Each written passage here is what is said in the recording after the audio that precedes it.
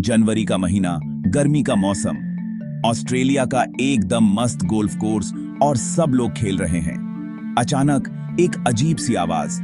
सबने देखा, हरी घास पर कुछ अजीब से जीव रेंग रहे हैं, भूरे रंग के, चिपचिपे से। ये थे केन टोड, मतलब बिना बुलाए मेहमान जिन्होंने ऑस्ट्रेलिया में डेरा डाल दिया था।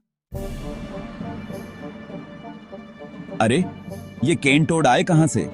क्या आपने कभी सोचा है कि ये विशाल, अजीब से दिखने वाले मेंढक ऑस्ट्रेलिया की धरती पर कैसे पहुंचे? इनका सफर बड़ा ही दिलचस्प और हैरान करने वाला है। असल में केन टोड अमेरिका के मूल निवासी हैं। ये मध्य और दक्षिण अमेरिका के दलदली इलाकों, घास के मैदानों और जंगलों में पाए जाते थे। वहां की जलवायु और वातावरण इनके लिए एकदम अनुकूल था। अमेरिका के कई हिस्सों में ये टोड आमतौर पर देखे जा सकते थे और वहां के पारिस्थितिकी तंत्र का हिस्सा थे। अब बात करते हैं ऑस्ट्रेलिया की। 1935 की बात है, जब ऑस्ट्रेलिया के उत्तर पूर्वी हिस्से में गन्ने की खेती बड़े पैमाने पर होती थी। वहां के किसान बहुत परेशान थे क्योंकि उनकी मेहनत की कमाई यानी गन्ने की फसल हर साल बर्बाद हो रही थी। खेतों में काम करने वाले किसान दिन रात मेहनत करते, लेकिन उनकी फसलें सुरक्षित नहीं थीं। इस तबाही के पीछे था एक छोटा सा कीड़ा, गन्ना बीटल।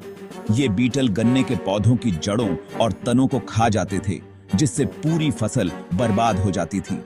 किसान और वैज्ञानिक दोनों ही इस समस्या का हल ढूंढने में लगे हुए थे, लेकिन कोई कारगर उपाय नहीं मिल रहा था। तभी किसी ने सुझाव दिया कि केन टोड इन कीड़ों को खा सकते हैं। अमेरिका में ये टोड कीड़े मकोड़े, खासकर बीटल्स, बड़े चाव से खाते हैं। तो सोचा गया कि क्यों न इन्हें ऑस्ट्रेलिया लाकर गन्ना बीटल की समस्या का हल निकाला जाए।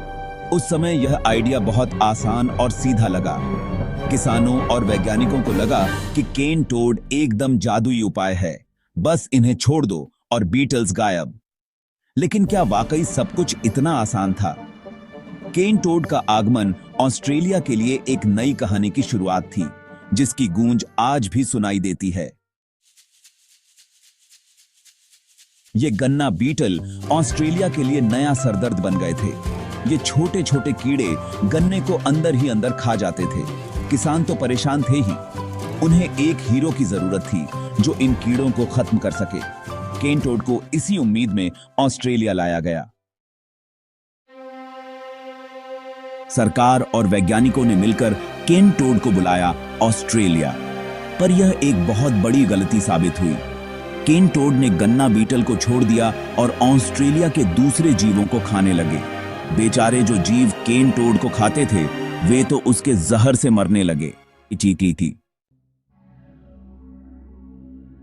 केन टोड में जहर होता है। यह जहर उनकी स्किन से निकलता है। ऑस्ट्रेलिया के जानवरों को इस जहर से बचने का कोई तरीका नहीं पता था। नतीजा, बहुत सी प्रजातियां खत्म होने लगीं। केन टोड की आबादी तो बढ़ती ही गई, जो ऑस्ट्रेलिया के लिए बहुत बुरा था। जब भी हम प्रकृति के साथ छेड़छाड़ करते हैं, तो उसके नतीजे अक्सर हमारी सोच से कहीं ज्यादा गंभीर होते हैं।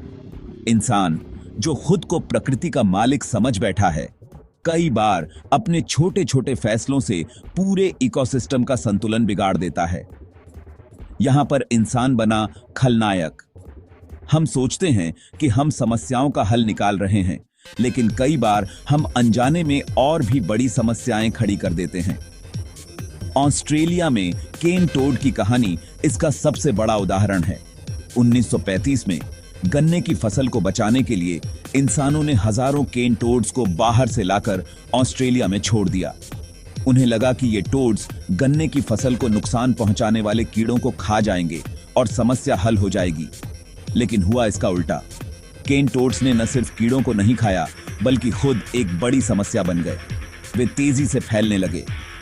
जहरीले होने के कारण उन्हें कोई दूसरा जानवर खा भी नहीं सकता था। नतीजा ये हुआ कि ऑस्ट्रेलिया का पूरा इकोसिस्टम गड़बड़ा गया। केन टोड की कहानी हमें बताती है कि प्रकृति के साथ ज्यादा छेड़छाड़ ठीक नहीं। इंसान ने अपनी प्रॉब्लम सॉल्व करने के चक्कर में प्रकृति का बैलेंस ही बिगाड़ दिया। जब हम एक समस्या को हल करने के लिए प्रकृति में दखल देते हैं, तो कई बार अनजाने में दूसरी और भी बड़ी समस्याएं पैदा हो जाती हैं। ऑस्ट्रेलिया में केन टोड्स का फैलाव, खेतों की मिट्टी का खराब होना और स्थानीय जीवों का मरना, ये सब दिखाता है कि प्रकृति का संतुलन कितना नाजुक है। ऐसा ही कुछ चीन में हुआ जब गौरैया को अनाज का दुश्मन समझकर मार डाला गया।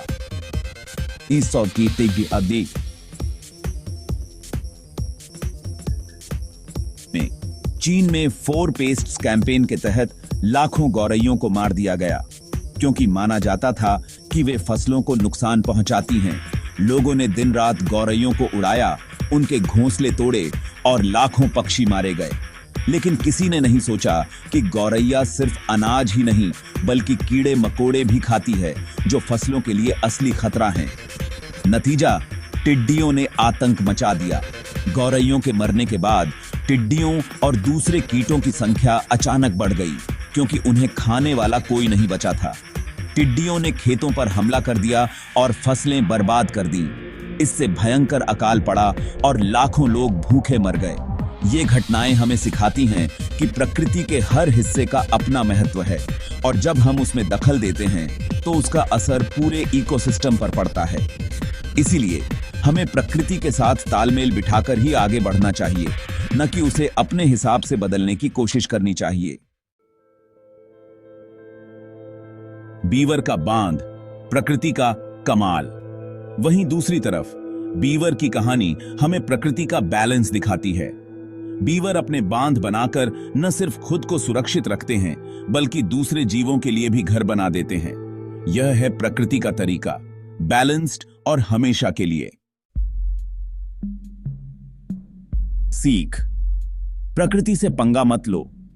जब हम प्रकृति के साथ छेड़छाड़ करते हैं तो उसके नतीजे अक्सर हमारी सोच से कहीं ज्यादा गंभीर हो सकते हैं। प्रकृति करोड़ों सालों से अपने नियमों के अनुसार चलती आ रही है और हर चीज का एक संतुलन है।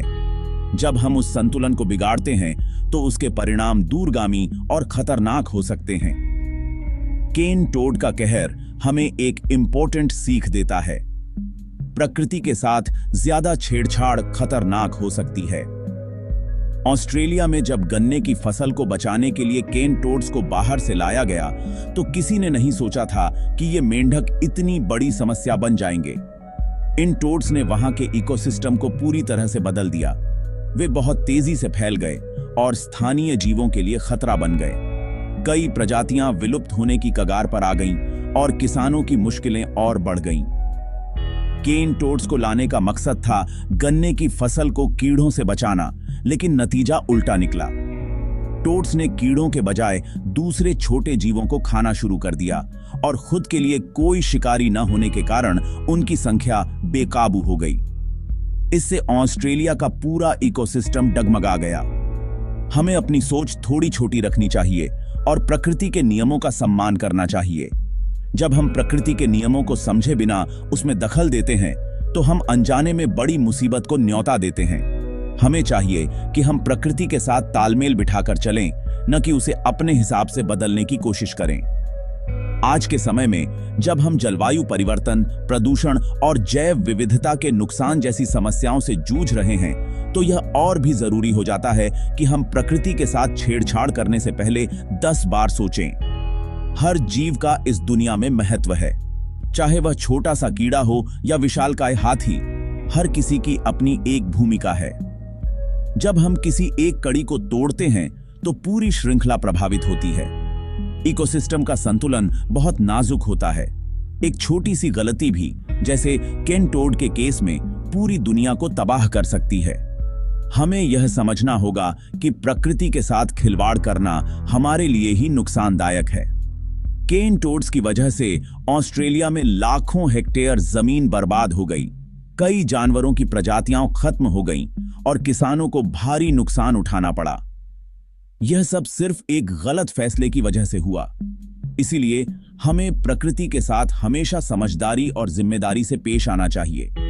अगर हम प्रकृति का सम्मान करेंगे तो वह भी हमें भरपूर देगी, लेकिन अगर हमने उसके नियमों को तोड़ने की कोशिश की तो उसका खामियाजा पूरी मानवता को भुगतना पड़ सकता है। याद रखिए, प्रकृति से पंगा मत लो, यही हमारी सबसे बड़ी सीख है। आखिर में यही कहेंगे, प्रकृति का सम्मान करो। आज जरूरी है कि हम प्रकृति की इज्जत करें। हमें यह याद रखना होगा कि हम प्रकृति के मालिक नहीं हैं, बल्कि उसके एक हिस्सा हैं। अगर हम सोच समझकर और प्रकृति के हिसाब से चलेंगे, तभी हम इस धरती को आने वाली पीढ़ी के लिए बचा पाएंगे।